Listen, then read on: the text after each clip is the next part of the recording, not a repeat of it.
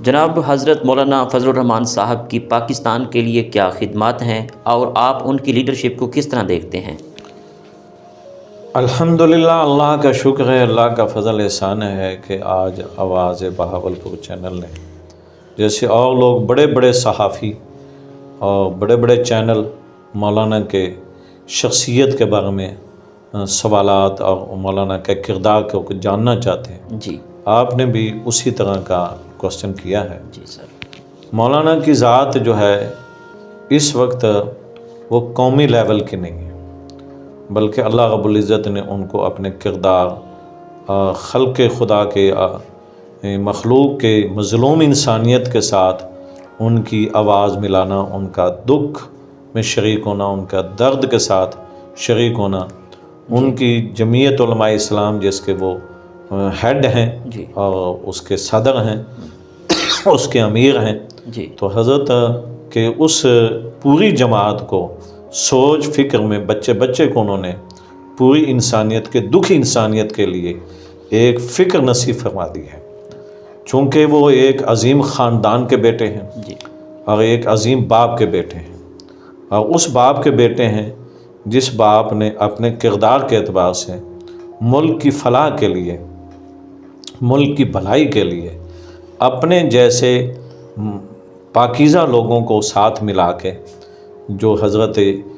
امام التفسیر حضرت لاہوری، حضرت مولانا غلام غوث ہزاروی، حضرت شیخ مولانا عبداللہ درخواستی، ان جیسی ہستیوں کو ساتھ ان کے دروازوں پہ جا کے اپنے زمانے میں اپنی زندگی کے آخری وقت تک ان کا کردار ملک کی فلاح کے لیے، دین کی بھلائی کے لیے، ملک جس نام پہ بنا ہے اس ملک کو اس نام پہ باقی رکھنے کے لیے، اور یہاں کے ایک عورت ذات کو تحفظ دینے کے لیے، اور ایک مظلوم غریب مرد کی معیشت کو بہتر بنانے کے لیے، جو ملک 24 سال سے آئین سے محروم تھا، قائد جمعیت مولانا فضل الرحمان کے والد کے صدقے اور ان کی ٹیم کے صدقے، ان کے ساتھیوں کے صدقے، جمعیت علماء اسلام کے خدمات کے صدقے 70 میں ملک الیکشن لڑنے میں دوسرے نمبر پہ آئی جب کھجور کا الیکشن لڑی، جی پھر اس کے بعد ملک نے 73 میں حضرت مولانا قائد جمعیت کے والد نے مفکر اسلام حضرت مفتی محمود صاحب رحمۃ اللہ علیہ اور ان کی ٹیم کے صدقے اللہ نے ملک کو آئین دیا، اور آئین دینے میں انہوں نے صرف اپنے دباؤ میں آئین نہیں لیا،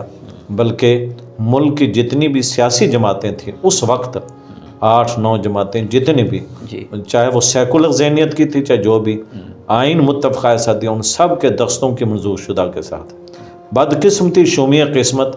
کہ آئین تو ملک کو 24 سال بعد مل گیا جو بغیر آئین کے چل رہا تھا، جی لیکن نافذ العمل نادیدہ قوتوں نے اس کو نافذ العمل نہیں ہونے دیا، اچھا جو آج تک نافذ العمل 73 کا آئین اپنی اصلی شکل میں نافذ العمل نہیں ہے۔ اچھا حضرت مولانا کے والد نے آقا دو جہاں صلی اللہ علیہ وسلم سے تعلق امت کے لیے جب تک مضبوط ہے تو اب ملک باقی ہے، ملک میں ہر چیز کی وفا باقی ہے، ملک میں امن باقی ہے، اس کے لیے چونکہ پوری دنیا میں حضور صلی اللہ علیہ وسلم کے گستاخوں میں، دشمنوں میں اس وقت جو جماعت ہے وہ سب سے زیادہ مردود جماعت وہ قادیانیوں کی ہے جو مرزائی کہلاتے ہیں، تو وہ چونکہ اپنے آپ کو مسلمان کہلاتے تھے، ساتھ رسول اللہ صلی اللہ علیہ وسلم کے ختم نبوت کو نہیں مانتے تھے، ساتھ حضور صلی اللہ علیہ وسلم کے ختم نبوت پہ ایمان نہ رکھ کر ایک جھوٹے آدمی کو نبی آخری سمجھتے تھے، غلام احمد کو، تو حضرت اس دھوکے سے پبلک کو، نسلوں کو بچانے کے لیے جی ملک کے اندر آئین کی صورت میں اسے منظور کروایا اور ان کو اقلیت میں لائے، ان کو غیر مسلم قرار دیا، اور جس کے لیے ذوالفقار علی بھٹو صاحب کے ساتھ مل کر، اور جس میں حضرت مولانا غلام غوث ہزاروی اور حضرت مفتی محمود صاحب رحمۃ اللہ علیہ، دیگر جماعتوں کے سربراہان تنظیموں کے، ان کی بھی خدمات ان کے ساتھ ہیں، لیکن سب سے زیادہ حضرت مفتی محمود صاحب امامت و قیادت میں کام لیا،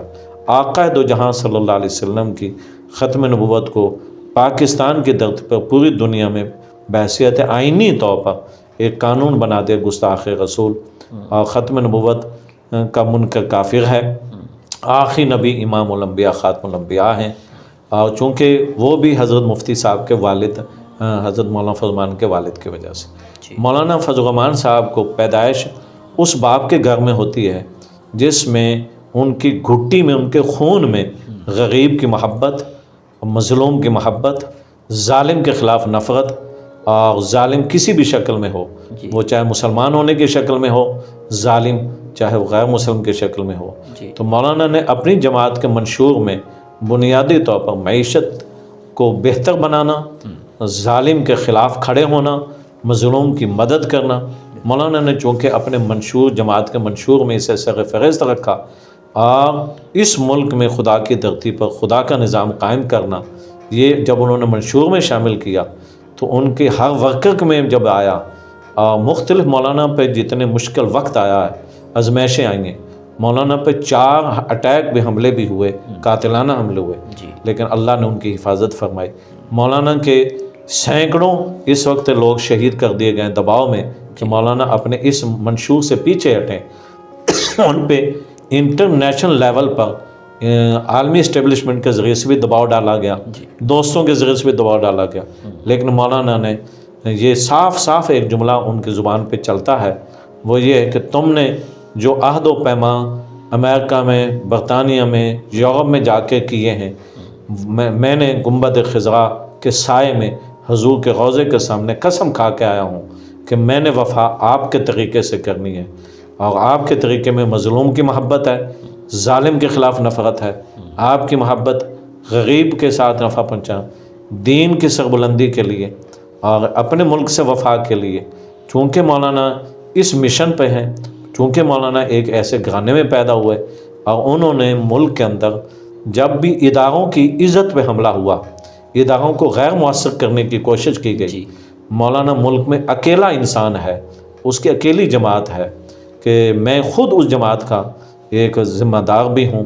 میں اس کی مرکزی شورا کا ممبر بھی ہوں۔ میں مولانا کا انتہائی ان کو خلوت میں بھی دیکھا، ان کو جلوت میں بھی دیکھا، ان کو بڑی قریب نگاہوں سے، میں نے مولانا کے والد کو بھی قریب سے دیکھا،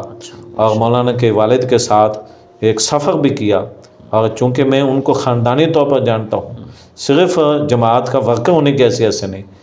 ہر اعتبار سے جانتا ہوں، تو مولانا نے اپنی ان کی جماعت کی تاریخ یہ بتلاتی ہے 70 سال میں کہ اگر پارلیمنٹ کی ناقدری ہوئی ہے تو مولانا نے اس کے لیے اپنی جان کو آگے پیش کر دیا، اور انہوں نے اپنی جماعت کی پرواہ نہیں کہ میرے ساتھ کیا ہوتا ہے، لیکن پارلیمنٹ کی عزت رہ جائے۔ اگر کل کو عدلیہ کے اوپر کوئی وقت آتا ہے، سپریم کورٹ کی عزت پہ حرف آتا ہے، مولانا نے اس کو اپنے آپ کو پیش کر دیا۔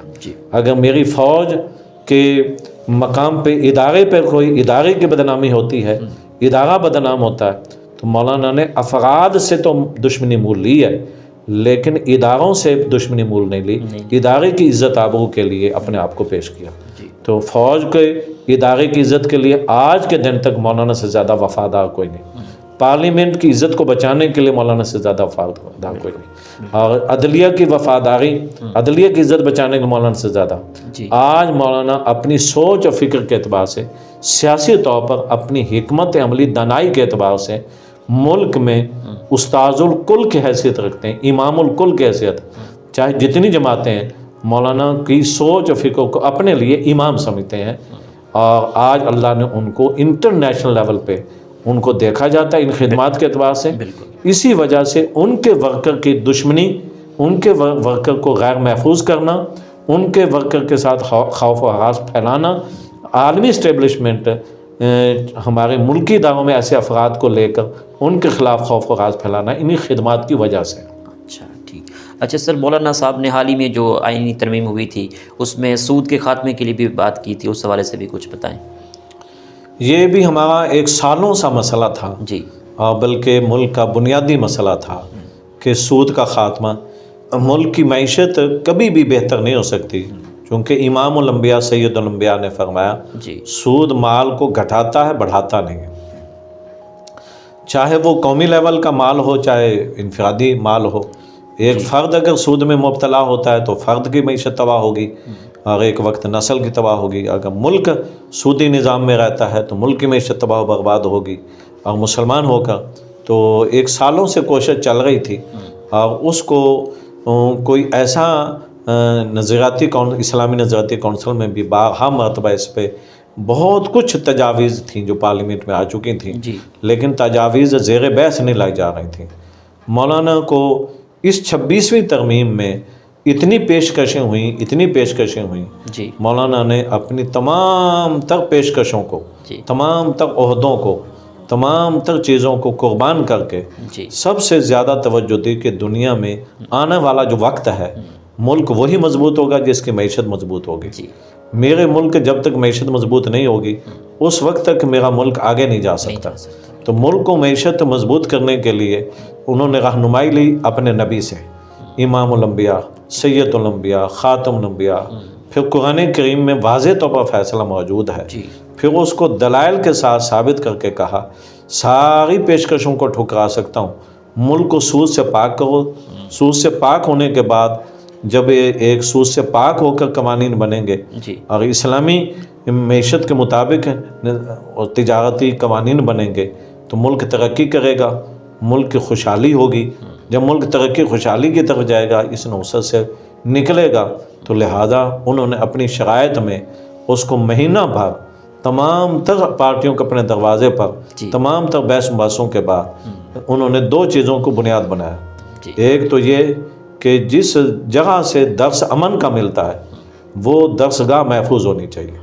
اور وہ درسگاہ مدرسہ ہے، جی وہ درسگاہ مسجد ہے۔ تو لہذا مدارس کی رجسٹریشن کے لیے انہوں نے زور دیا۔ دوسرا یہ جس سے میرا ملک تجارتی معاشی ترقی کر سکتا ہے، جی ترقی پہ جا سکتا ہے، اور وہ یہ ہے کہ سود سے پاک ہو، سود سے خاتمہ ہو۔ تو اس کے لیے کچھ قوانین اس کو نافذ العمل بنانے کے لیے ضروری درجے کی پارلیمنٹ میں قانون بننے کے بعد جی کو 2-3 سال کی مہلت چاہیے تھی۔ مولانا نے اس مہلت کو قبول کر لیا۔ میں مر بھی جاؤں تو میری زندگی کا یہ آخری گفٹ ہو میرے پاس ہو کہ میں نے اپنے ملک کی معیشت کو بہتر بنانے کے لیے دامن رسول اللہ نہیں چھوڑا، زبان رسول اللہ پہ عمل کرانے کے لیے اسی پہ دستخط کروائے، اسی پہ فیصلہ کروایا۔ تو یہ جو مدارس، مکاتب، جہاں امن کا پیغام، جہاں وفا کا پیغام، آج تک کوئی ثابت نہیں ہے کسی مدرسے کا پڑھا ہوا ملک کا غدار ثابت ہوا ہو، یا ملک چھوڑ کے بھاگ کے کسی دوسرے ملک میں اپنا اس نے بنایا ہو۔ جی یہ اللہ نے داغ مدرسے اور مسجد و مکتب کے پڑھے ہوئے کو نہیں لگایا۔ مولوی صاحب بھی مدرسے سے، قائد جمعیت مولانا فضمان مدرسے سے پڑھے ہوئے، انہوں نے سبق درس یہیں سے لیا، انہوں نے معیشت کی بات اسی سے سیکھی، اور اسی وجہ سے وہ ملک کو بہتر بنانے کے لیے سود کے خاتمے کی طرف زور دیا۔ ماشاء اللہ ماشاء اللہ، بہت شکریہ سر، جزاک تھینک یو جی۔